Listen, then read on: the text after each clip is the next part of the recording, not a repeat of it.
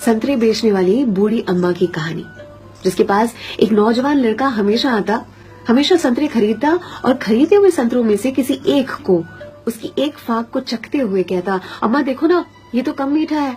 और अम्मा हमेशा दूसरी फाक को चखते हुए कहती, नहीं बेटा, ये तो बराबर मीठा है। फिर भी ये लड़का बड़ी बेरुखी के साथ उसे खुले हुए संतरे को वहीं ठेले पर छोड़कर चलता बनता। अब इस नौजवान के साथ उसकी पत्नी भी हमेशा हुआ करती।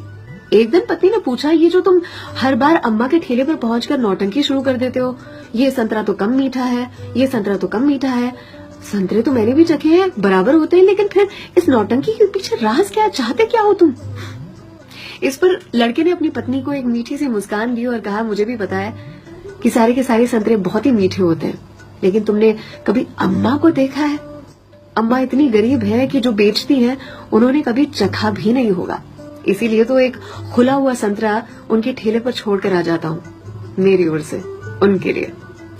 अम्मा के बाजू में जो सब्जी वाली थी, उसने एक दिन कहा उनसे, आपको पता है ये जो सरफिरा आपके ठेले पर आता है संतरे खरीदने के लिए, इतनी चिकचिक करता है आपसे कि आप नाप तोल में उसे ज्यादा संतरे दे देती हो। इस पर अम्मा ने कहा कि वो कभी मुझसे संतरे की मिठास पर चिकचिक करता ही नहीं है, वो ये चिकचिक करता है मुझे संतरा खिलाने के लिए, एक छोड़कर जाता है। क्या मुझे पता नहीं है?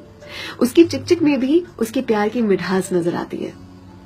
वो कहते हैं ना कि मेरे हिस्से से ज्यादा तूने मेरी थाली में परोसा है, कितनी भी मुश्किलें दे ऊपर वाले, मुझे तुझ पे भरोसा है।